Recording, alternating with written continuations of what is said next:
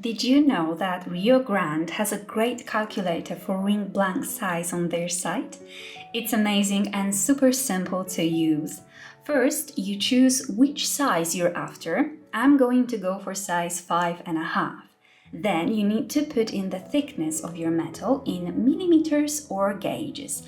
I'll just put 1 millimeter here, and then the width, let's go for 3 millimeters. Press calculate and ta-da! Now I know what length my ring blank should be.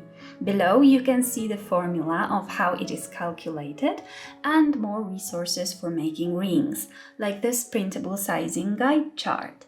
I found this extremely useful and I hope you will too. My next tip is this DIY bench peg holder. If you're working on a regular desk, it's probably too short for your bench peg. You might need something to elevate the peg so it's on the correct and comfortable level.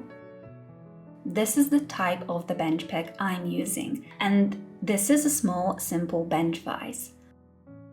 Of course, first we need to attach the vise onto the bench.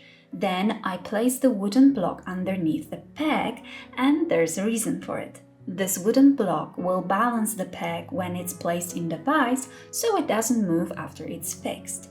If I were to place the bench peg just as it is, the black metal part wouldn't be fixed properly and the peg would move.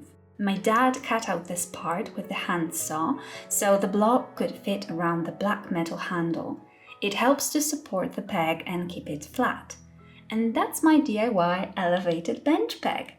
It's at the right height for me and comfortable to work on. It's removable too, so I can use it when I need to and put it away if not in use. Now you're sewing on it and all dust and little pieces land on your lap and floor. What to do? This paper bird is a super easy and simple trick to use as a temporary bench skin replacement. You put it on your lap like so, and everything that falls off of the bench peg will land on it. And this folded little beak will prevent the dust from sliding off. I made it with a piece of thicker decorative paper that I bought as a block. Take the scissors and cut off one corner. This part will be closest to you.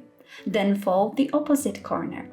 Fold it in half and then make wings by folding two other corners like this.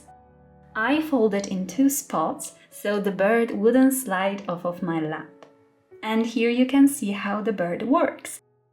A folded beak catches the elements. Unfolded helps them slide right into the container. You may laugh, but this proved to be an excellent temporary solution. Have you ever cut solder wire or sheet and experienced little pieces flying in all directions, hitting you or flying off, never to be found again? I sure did. Now I cut it in little photo tent, which protects me and also catches all of the pieces. Or if you don't have a light box like this, you can use regular cloth. First, hang it on something and then cut the solder very close to it. It'll also prevent the pieces from jumping off of the bench and will help you gather all of them. This little diamond attachment can be used as a stamp for interesting texturing. Hold it just above the metal and lightly tap on it with a hammer.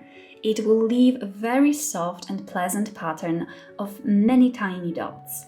This texture can be used in many ways. It's very shiny when polished, or you can use patina on it too to create a little contrast. This last tip is for annealing silver from one of my viewers. Sakura Home shared this tip from their instructor. Before annealing silver, make a line with a black SHARPIE marker. Then, while you're heating up your metal, observe what happens to the marker. Your metal will be annealed once the line completely disappears. This trick will help you prevent overheating your silver. And that's it. Thanks for watching!